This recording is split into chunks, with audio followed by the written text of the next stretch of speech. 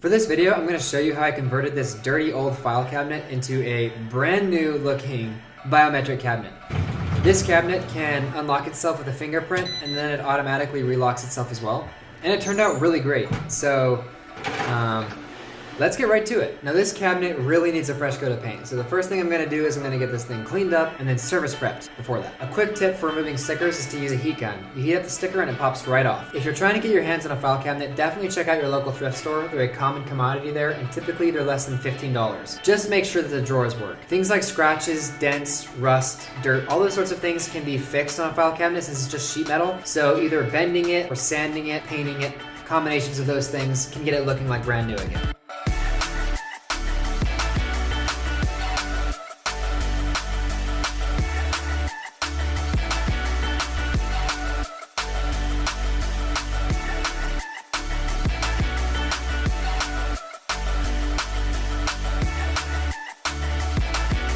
The cleaning process here is soap and water, rinse and repeat. And repeat. And repeat. And repeat. And repeat. Until it's clean.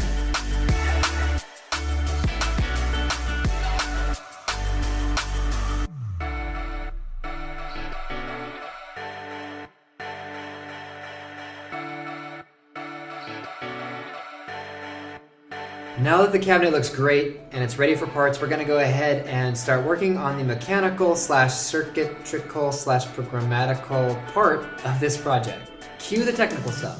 This is the circuit that's going to control the entire thing. I've got a solenoid here that runs off of 12 volts and draws about 1.5 amps, so I'm going to need to run the entire thing off of an AC to DC converter that's rated for 12 volts and at least 2 amps. So 3 amps to 4 amps would be more ideal. I'm going to turn the solenoid on and off using a MOSFET here controlled by pin D4, and I'm using an IRF730 MOSFET as that's actually powerful enough to sink this much current. Up here I've got my LED panel that runs off of a standard analog RGB LED. So I've got some current limiting resistors and I'm running them off of a 1, 2, and 3. I've got my VN on the microcontroller hooked up to the 12 volts. It has an internal voltage regulator. I've got my piezo buzzer here and this is hooked directly up to pin D3 that I'm just going to use the tone library to set its frequencies and make the sounds with. And then down here I've got my fingerprint scanner and this is going to have the voltage in hooked directly up to 5 volts.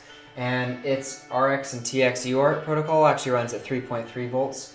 Where the nano is at 5 volts. So I have a level shifter here to convert the 5 volt signals to 3.3 and the 3.3 volt signals to 5 volts. You could get away with using a voltage divider from the 5 volt transmit pin on the Arduino to the RX pin on the fingerprint scanner, and you could use the transmit pin on the fingerprint scanner directly to the nano, as the 3.3 would register as a logical high still. But I wanted to make sure that I had reliable communication, so I went ahead and put a level shifter to do the appropriate way. The fingerprint scanner, the buzzer, and the LED panel are all going to have a data whip made to be able to have those separate from the microcontroller and logic here. I'm going to need a total of 8 wires to be able to control all of those things from the interface panel that I'm going to be having all this.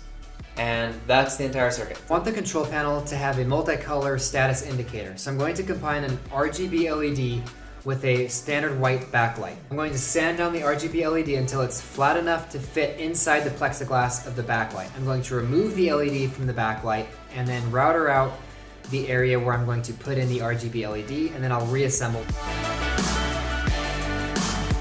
This is the finite state machine that I'm going to use when I write my code, and all the details of these things will be in the code when I attach it to the video. First thing we're going to do is when we hit power up, we're going to go into this standby mode, and from here we're going to go ahead and ensure that the fingerprint scanner light and the panel light are both on. If we hit a timeout of 5 minutes, we're going to exit and go to idle, where we're going to make sure all the lights on the circuit are off, and we're going to do a scan of seeing if someone touched the fingerprint scanner every 2 seconds.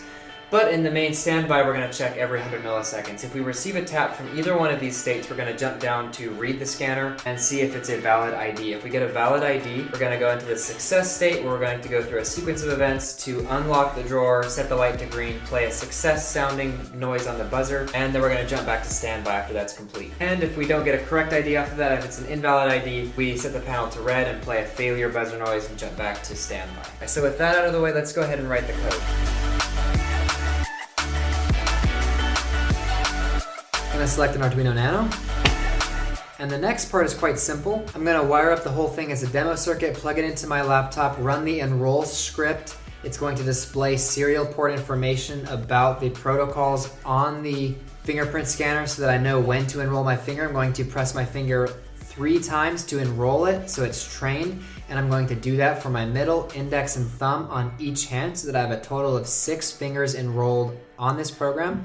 And then I can unplug the scanner because the scanner stores all the information locally in persistent memory, and then I can plug this into my new script, which is going to just check it and not have any enrolling code in it.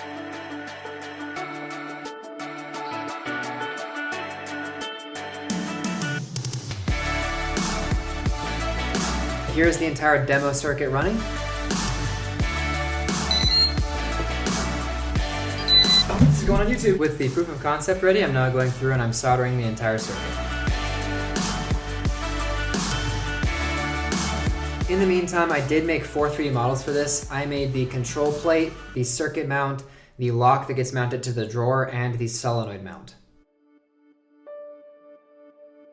Now this really sucked. I don't know what the deal is, but something about this particular batch of nanos, they just weren't working. So I soldered and resoldered 2 of these things, and they just would not communicate with the fingerprint scanner. So since I knew that the Arduino that I used in the demo worked, I went ahead and again desoldered all my connections, cleaned up the pins, and then just connected it via the header to the known functional Arduino Nano. And then it was smooth sailing from there. And I've already done lots of pre-drilling beforehand, and there's still lots more to do as there are lots of bolts that are going to need to be mounted in this particular build.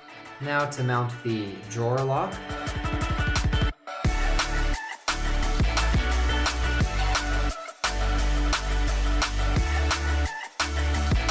And mounting the solenoid mount.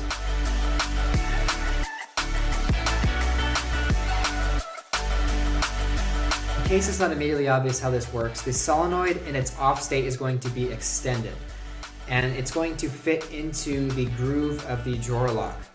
It's that slide ramp piece of plastic that I've mounted to the bottom of the drawer. This is going to prevent the drawer from moving forward. Now, when I put power to the solenoid, it's going to retract the plunger and the drawer is going to be able to be opened. Then when the plunger goes back to its extended position, if the drawer is not already closed, the ramp will gently push the solenoid back down until it clips back up into place to relock the drawer. Now just setting up the wiring for the drawer. I'm also going to tuck them along the back behind the drawer slides.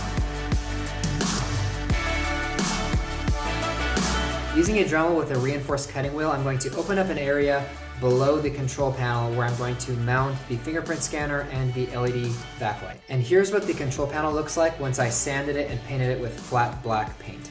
All of the screw mounts in this build are just standard M3 bolts. They're my go-to bolt to use because they're super easy and very cheap. I'm now going to just put all of the electronic guts into the cabinet.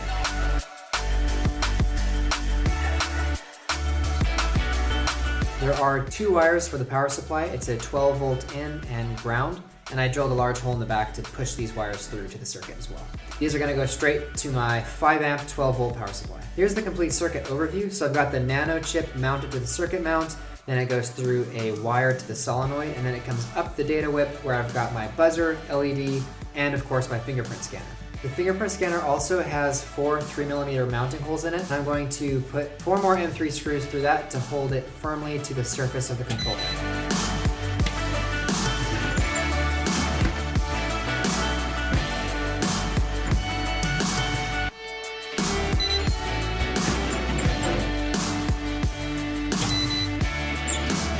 And this is the cabinet in standby mode. As you can see that the indicator light has been turned off and it's scanning for a fingerprint every 2 seconds. Unfortunately, like I mentioned earlier, I have to leave the LED light on for the fingerprint scanner. But now I can quickly access my valuables.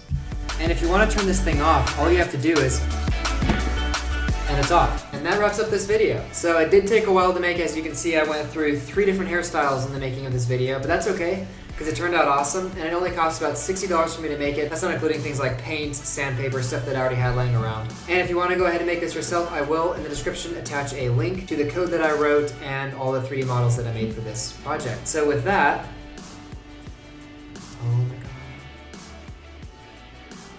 god. So if you like the video, feel free to like it, and if you really like it, if you want to see more content like this, just subscribe. But seriously, thank you for watching.